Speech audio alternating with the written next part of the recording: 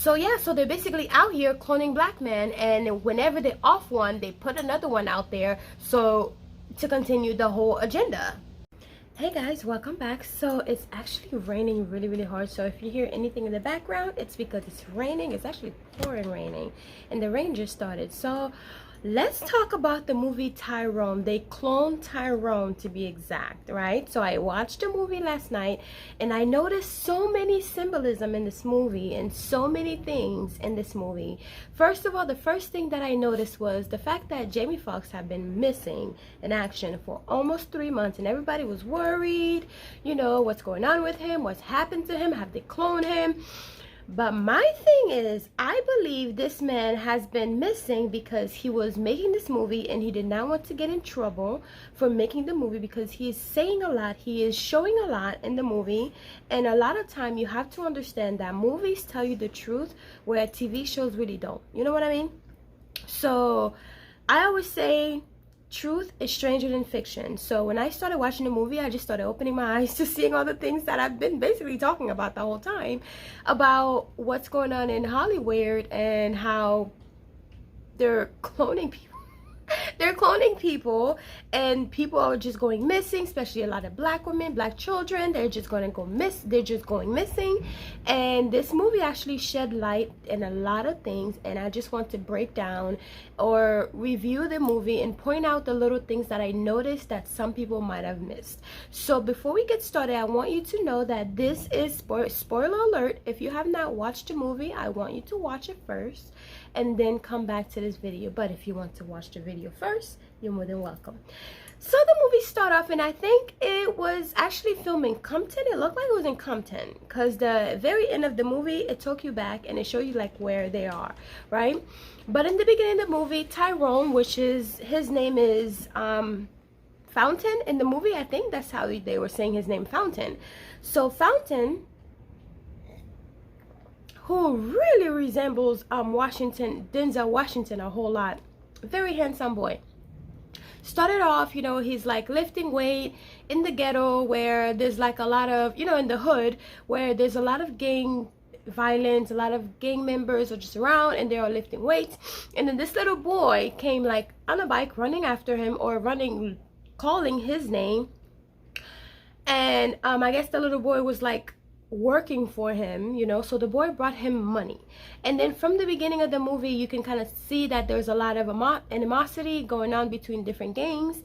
And he was sitting in the car with the little boy, and then he saw his op, right?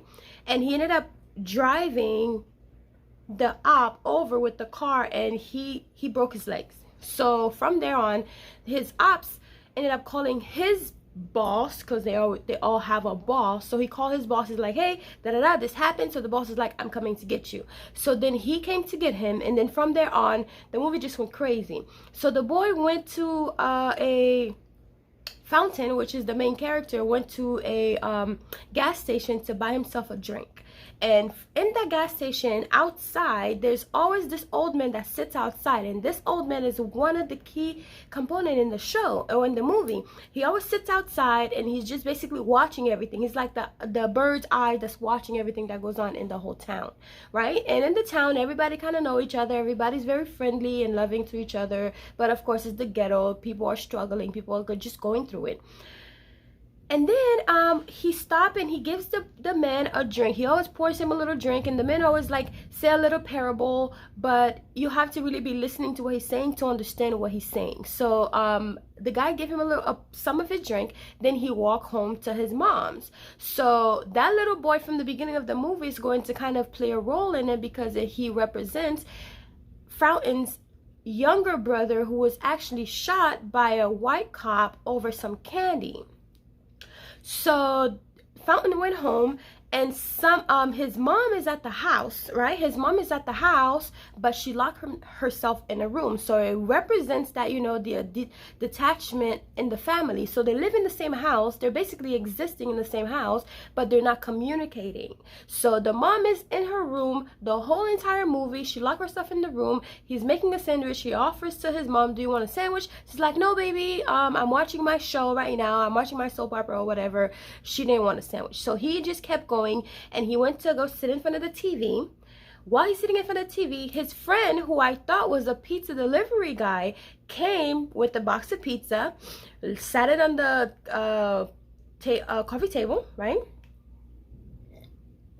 Sat the box of pizza on the coffee table, only to find out that the box of pizza was basically filled with money. So the boy was actually doing like a money run, going to go collect money from the people who are selling drugs for him. Bitch, so then he's like, okay, well, go get yourself some drink in the refrigerator because you have to represent yourself in a good way. So I was like, how are you gonna represent yourself in a good way? You're literally dealing drugs. But for some reason, he still is looking after himself, you know, his image and all that stuff. So he's telling his friends to, you look sweaty, you have to represent yourself in a good way, because his friend represents him in the community, right?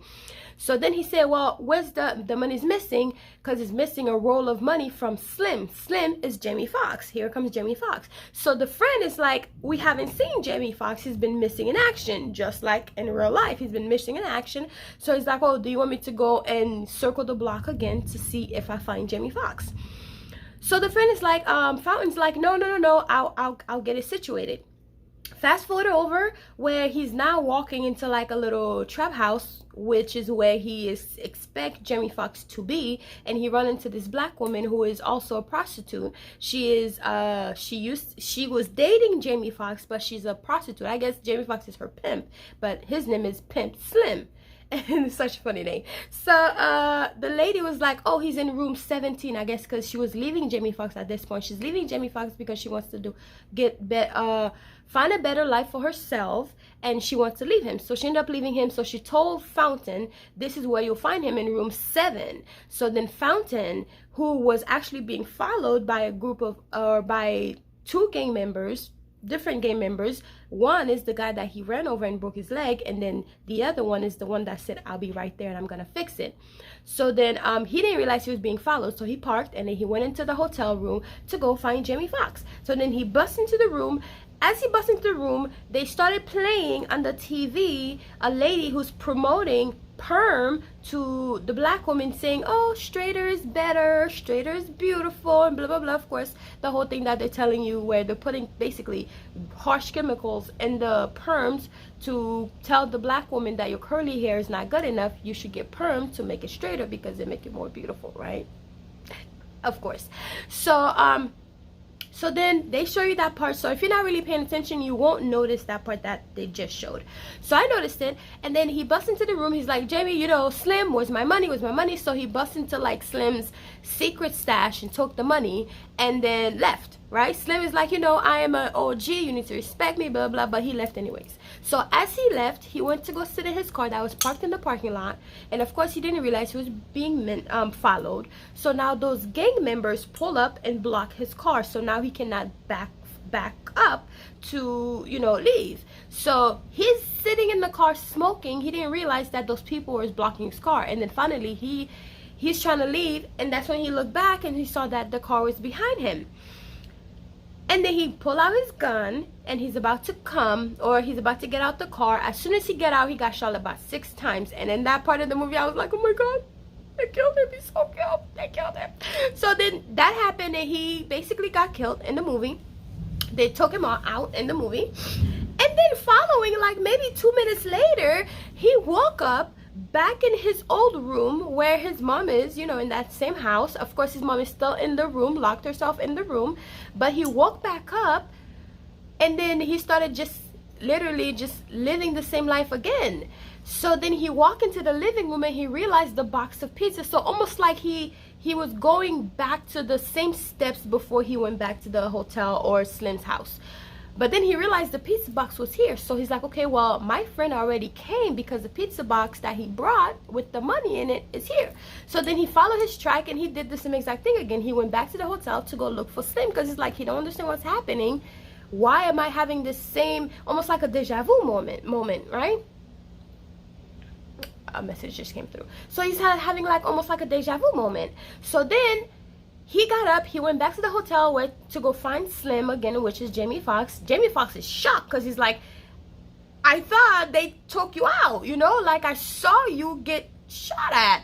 Then he's like, he's going crazy. He's like, yo, am I seeing a ghost or something? But the boy at this point, Fountain, didn't even realize that he was out, like he was dead. So Jamie Foxx shocked him, saying, yo, you got shot in front of me, what the fuck is going on? So then, okay, so then he told Jamie Foxx told him that he does not have the money, because at this point he's coming to look for his money, because he don't remember that he already came and took the money from Jamie Foxx and then got killed. So then he looking for the money. Jamie Foxx like, yo bro, something happened, we need to figure it out. So then he said, okay, well, I know who might know who took you out. So then he ended up saying, okay, well, my friend, which is the lady that pointed to the room 7, saying that Jamie was in room 7, they ended up finding her because she was like in the corner trying to get a new client.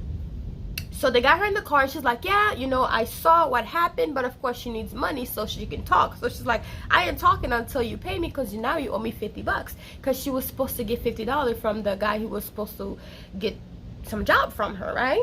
So then she said, I'm not talking. So then she said, oh well, I saw the car, they gave her $50. So she said, I saw the car, blah blah blah, I recognize where I've seen this car before, I can show you where. So then they ended up, she took them to this trap house place where it looks like a rundown house somewhere in some crazy neighborhood.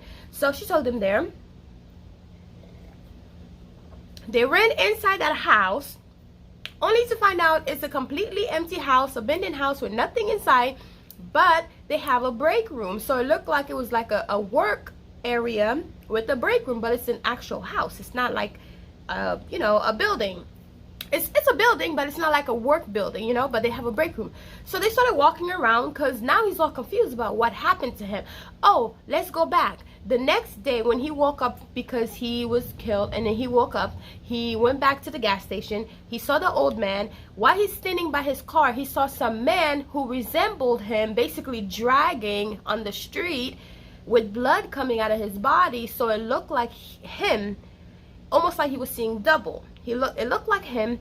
He's looking, and then he saw this black car that zoomed around the corner and then picked him up quickly and then took him somewhere, right? So then fast forward later, where he goes into the house, the lady showed him that car, which that car was parked outside.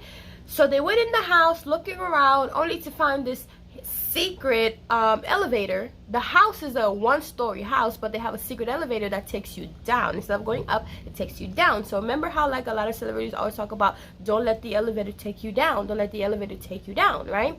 So this elevator takes you down to the secret village that is basically out downstairs underneath their city, that is keeping people, so almost like a science lab where they're doing research, and they're testing stuff on different human beings and all that stuff, right? So they basically have a bunch of people cloned underneath the city, underneath the hood where everybody lives. So then he saw this guy who was supposed to be a white man, but he has like a fro, so almost like a black man eventually turning into a white man with a fro, right? So the man didn't even see them, because he was listening to Michael Jackson. Somehow he's listening to Michael Jackson, right? So then he kind of resembled Michael Jackson when he turned his skin white.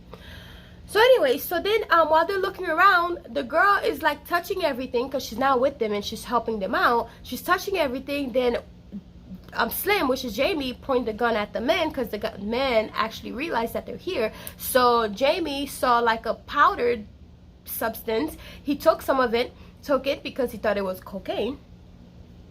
So then he took some of it, sniffed it, and started laughing, right? But nobody else realized that why he's laughing. He's just laughing hysterically, just laughing. And then the lady dropped something and it shocked him, and he shot the man. So he shot him and he died, right? So now they're freaking out. The boy, which is Fountain, the main character, is looking around, and he saw a body that is in a body bag. He opened it and he saw that it was him that was in the bag. So he's alive, but there's a body, there's another one of him there. So basically as soon as he got killed, they replaced him. They took his old body and they replaced him with somebody new, another one of him, right? So then he's freaking out, obviously. He's freaking out because he's like, how am I here? And how am I in this body bag? So then, what the hell is that? Oh, it's my neighbor. So they ran out the house, completely left. The girl took them to her grandma's house now, because now they need to come down. Show them to the house. She's like, you need to come down. You cannot go anywhere tonight.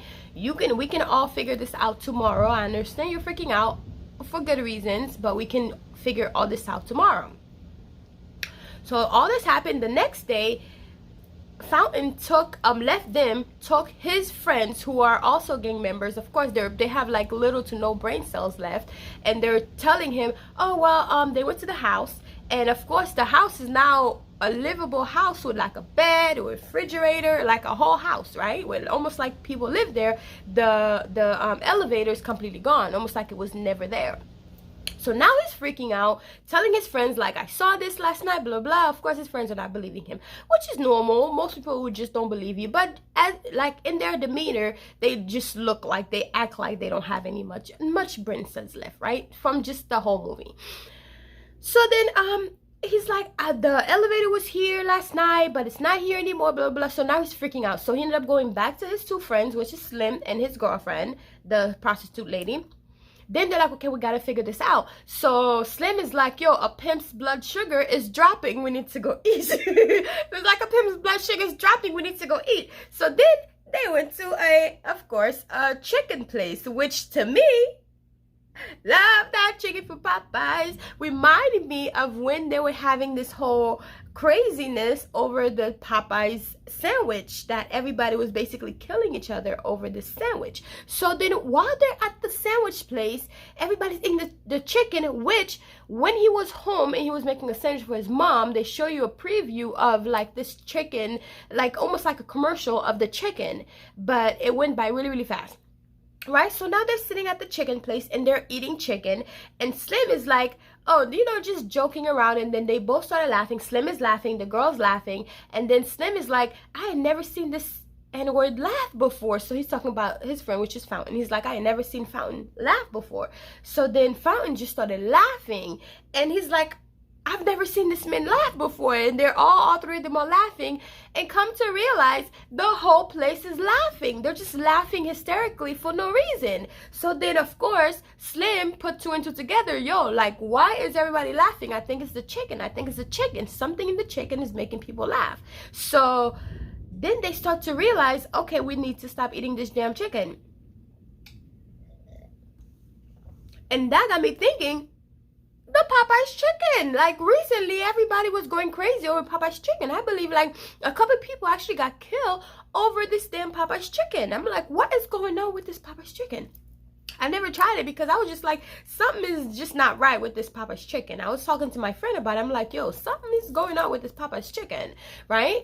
In some way, somehow, Popeye's chicken is always promoted to the black community, but I don't even believe that a black person even owned Popeyes, because they used the black woman's face on the commercial, but I don't even think she owned a franchise of the Popeyes.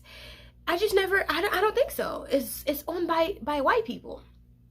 But anyway, so they started realizing, so they went back to their car, and they're sitting in the car brainstorming between the three of them, and then they saw like a weird van that pull up to the Popeye's chicken, and they're bringing these supplies to the company, or to Popeyes, or to the chicken, not Popeyes. They're bringing supplies to the place to make chicken, and only for them to realize that, well, the powder that Slim, which is Jamie Foxx, tried in the lab is the same powder that they're frying the chicken in. So the girl's like, okay, well, we got to figure out how to, you know, figure out what they're doing in there. So she said, okay, I'm going to go talk to the manager. Of course, the manager was white, but he's like a black woman lover. He loves the black woman. So she went, she did her little thing, you know, she put her boobs out, and then she started talking to him. Then she was able to go back in the manager's office, only to find out that they have cameras watching the entire town, the strip club that's in the town, the church that's in the town, everything that's in the town. They have a specific screen where they're watching what people are doing, including cameras in their house, in their homes, just watching what they're doing. I'm like, well, this sounds like what's going on right now. You got your TV with the, you know, spying on you. You got the Alexa spying on you. You got surveillance everywhere, basically spying on you, right? So, the lady was like, oh my god. She went back, and Slim ended up going into one of their vans, and he found a key, like one of the security keys that can take you in and out of whatever system they got going on, right? So they're like, okay, well, we gotta go figure out what's going on, because they're watching the whole town. There's something fishy about this company. So then they ended up going back to the gas station, and the boy's like, if anybody would know, the old man at the gas station would know. So the men, they went to go talk to him. He's like, he said, when people are looking for answers, where do they go? Church, right? That's what they said. Where did they go? Church. And then he's like, okay, well, we have so many churches in the area, which one? So he's like, okay, well, if you're looking for answers, you would climb the mount whatever. And then the church just so happens to be called Mount Zion, Church of Zion or whatever. So like, you would climb a mountain to go pray to God and to get answers. So they went to the church to get answers. Of course, the church is a part of it. The pastor and everybody's a part of it, per usual. They're getting paid to push a narrative, to push something, right? So then they got to the church, and they're like, church service is happening, and they started playing, back that ass up, back that ass up in the church. So Slim is like, I haven't been in church in a while, but something is just not right. Of course, something's not right. Why are you playing back that ass up in the church? Which is dumb, because some churches you go to, they're playing like this whole crazy circular music in the church. So then there's this huge picture of Jesus right over the usher, not the usher, but the altar, and the Jesus is pointing at something. So he's like, watch the man who's pointing. The old man told him, like, watch the man who's pointing. So the people two and two together, oh, Jesus is pointing at something. So they ended up staying after church, stayed and slept on the benches of the church, and people left. Nobody even realized that they were still there. Then, because they had the key that they found, they were able to go into the altar, and there was like a little key fob, and they put in the key. Of course, it was an elevator, a secret elevator from inside the church, took them down, and it's a whole city. Everything is connected. The whole town is connected to this area. So I believe like different part of the town has different locations where you can enter into this city that's underground. So it took them to this place where they saw a bunch of clones of different people. So Slim had a clone of himself. The lady, the black woman, did not have a clone of herself. But for what I noticed too is that they were cloning only black men. It was not any black women, but they were kidnapping the black women, and they were putting them in like one of those insane places where it's all like, where they have the white walls in the room. So they basically try to brainwash you into not remembering what you remember. So a lot of black women have been missing in the town, and they were all in this underneath the city, right? So Slim saw himself there. The guy actually saw about 5 of him. So they have multiple people, multiple of them. So whenever one die, they can push another one out, so they can continue to push the message. So while they're there, they're all freaking out. Like, why is there like a copy of everybody, including the pastor of the church had a copy of himself too in there. So they're like, what is going on? Why is there copies of everybody who is in the town? So then So then they started freaking out. They realized, people who are working in the lab realized that something's going wrong. So they started trying to figure out where they can exit. So they found another elevator, which brought them up to like one of the strip clubs that's in the town, right? So then the DJ, which is also a white man at the strip club, somebody called him, and his little earbuds told him that, hey, 2 or 3 people just escaped. We need to keep an eye on them. So now the DJ quickly changed the music into mind controlling music. I've talked about like how music controls your mind, and how like it makes you do certain stuff depending on the type of music you listen to. So the DJ started playing mind controlling music, where everybody was basically like spinning around, in a daze, almost like they're high. But the 3 of them were try to exit the place. Of course, Slim fell into the trap because he loved music and all that stuff. He's a pimp, So then the two of them will try to get him out, and the DJ is communicating with the other people like, hey, this is not working. Y'all need to do something. So they're rushing out. Now the entire club just stopped and started running after them almost like zombies. Everybody's running after them because they say a code, and everybody basically switched and started running after the three of them. So they're running after them. They're basically piling over their car because now they found a car. They're piling over their car almost like zombies, literally like zombies, right? They pile over their car, and then a black car just came driving by. Everybody stops. Their car stops. So they couldn't really go any further because the car just stopped working. And then something happened. Somebody say a word, which is what a lot of people have been saying. Remember the guy who actually ate the man's face? He said that, well, almost like his brain was programmed to do something that he didn't even want to do, right? So they say a word, and the black car, they all stopped. So the three of them came out of the car. Slim, the lady, and then Fountain came out of the car, but they realized that the people were not attacking them. They were just walking like normal, and the people were all frozen there, right? So the black car came zooming in, and he stops. It's a white man that came out the car, and then another man that looks like Fountain, which is the main character. So he's basically another clone of Fountain. So then the white man is like, you're ruining my plan. This is what I have planned for you. We need you to be on board because we need you to continue to do what you're doing so your town can stay how it is. So they want the entire ghetto town, the entire hood, to stay how it is with the drugs, pushing the prostitution and all that crazy stuff with the pimp and all that stuff. They need them to continue to do what they're doing in order for the town to stay the same so nothing changes. So the whole, the community stays down how they are, right?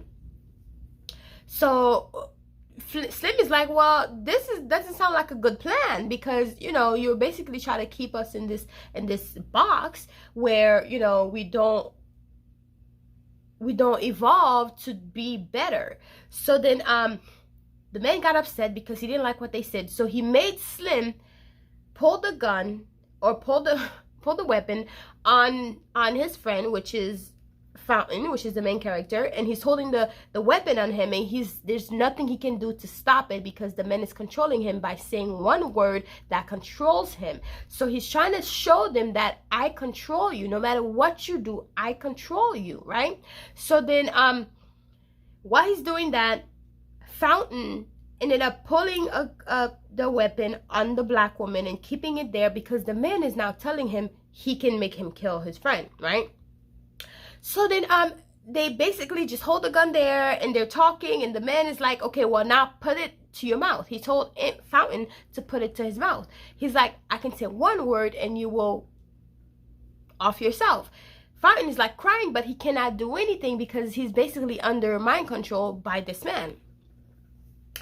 So afterwards, he basically told him that it's either you go back home and act like this never happened and live your regular life and continue what you're doing, or you can continue to try to stop us and we can just off your entire family, everybody, right? So Slim is like really upset about that, and they all just ended up going back home and they all changed their minds. So, well, Slim and Fountain changed their mind. Of course, the black woman, she's more stubborn. She didn't want to change her mind because she knows something is wrong.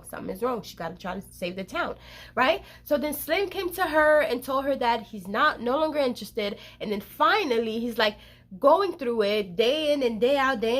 He's like, he just feels like something is wrong.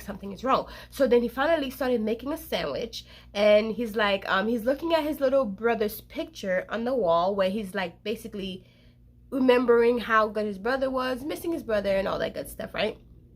And that's when they show you like, oh, he mentioned what happened to his brother. So then he made a sandwich, and he's like, Mom, he's crying. He's made a sandwich. He's like, Mom, I have a sandwich for you. And the mom is like, oh, no, baby, I went to a fish fry, at the church, and so gave me some food, and I'm still full from it. He's not buying it because it's been months, and the mom has not been out of her room at all, right? Just watching soap operas the whole time. So then finally he got really upset and bust the door down, only to find out the whole time his mom was just a radio. His mom was just a radio talking to him. And I'm like, yo, this is what I talk about sometimes, about the disconnect. Like, you don't even know if you're really talking to a real person. Like, the radio was really replying to him as if she was there. But then she started repeating the same stuff over and over again. So then he realized, okay, well, I'm going to figure out what happened. So they never really show you what happened to his mom. It was just the radio talking to him on the other side of the door the whole time. Right? Which is so weird to me. And then finally, since now they're breaking up, they realize, well, you know how, like they always say, stronger you are together, but when you're apart, you're weaker, right? So now that they're not together anymore, they're not a team trying to figure this out. The lady who is basically still on it, and she wrote a letter, I guess, to a friend or whatever. She's wearing this whole outfit in like a incognito, trying to go to the mailbox to drop it off, and then this black car, the same black car, came zooming out around the corner, pick her up. Good thing is one of the prostitute ladies was right on the corner, and she noticed it, but she thought that the lady just got lucky and found a rich man who has a nice car, and they picked her up and she was gonna do her business, right? Well, that was wrong. So then they ended up kidnapping the lady, and they took her downstairs, down to the city, and or wherever they had the lab, and they put her in like one of those psych wards where they try to brainwash her because she's just too smart. She knows too much, right? So now she's missing, and their friends finally, they're like, yo, they got together again, because they're like, we cannot get over what's happening. We're going to get together and try to figure out how we can save the town, because, you know, we are all family here and blah, blah, blah, blah. Even though it's not the greatest, but we love each other here. We're going to try to save the town. So they plan something, and then they try to go look for the lady, and they realize that the lady's missing, because they talked to one of the girls, and the girl's like, oh yeah, we saw her, and then some car pick her up, and then they put two and two together. They realized that it was that black car that had picked him up, right? So then they're like, oh, now they have her. So then now they came up with a plan where they're going to end up beating the people at their own game, because, you know, they know what to expect. So now we're going to do the opposite to beat them at their own game. So I was like, okay, well, this is great. You know, they're coming up with some stuff. So now he decided, okay, well, Slim came up with a great idea, saying that you're not going to like it, but this is what's going to happen. You're going to go to the ops. You're going to make this plan. So he basically paid the ops to pow him in the shoulder, making it seem like he offed him, in order for them to pick him up and take him to the lab so they can send out a new Tyrone, which is a fountain, right? So that happened. They made plans, and then they ended up going. They paid the guy to pow him again. So, and the first time he did it for free. This time he's getting paid like 20,000 bens to do it. So he did it, and now they all have their heads together, because he explained to them that, you know, they got some white people out here cloning black people. They got some white people out here cloning black people. We need to get ourselves together so we can be able to help each other out. So they ended up doing that, and the whole gang came together, and they went down to the lab, and they basically destroyed the whole lab and freed everybody and released all the clones. So they have like multiple of them just running around now. So they ended up offing the man who was ahead of it, in charge of it, only to find out that Tyrone, which is Fountain, one of his clone, grew up, and he became part of the whole thing, part of the whole scheme. And he's like, oh, well, you know, I want you to understand that, you know, once our brother was off by this white man, I decided to wipe your memory of this part, which is, you know, when you had to go pick up the body and clean him up, and, you know, so on and so forth. I removed that part of your memory when I was creating you, but I still remember it, and I had to partner up with them in order for me to save myself. So he's basically thinking about himself and not the whole town. So he wanted to... What the hell was that? That was weird. Oh, it's my neighbors are moving.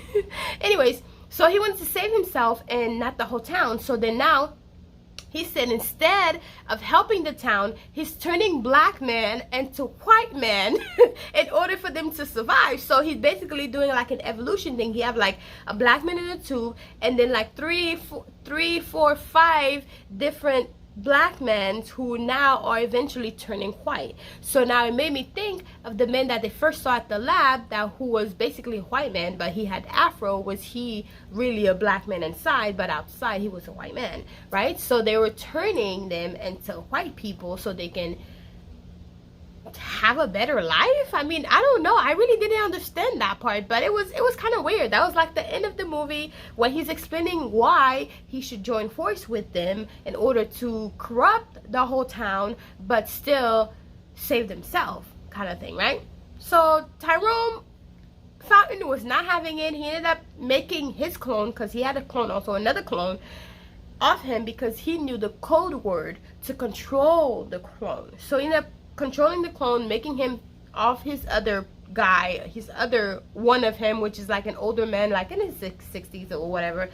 But yeah, that happened, and then he freed everybody. And then on the news, they started showing you how people were like walking around naked because they just popped up out of nowhere and blah blah. Nobody knew what happened to them.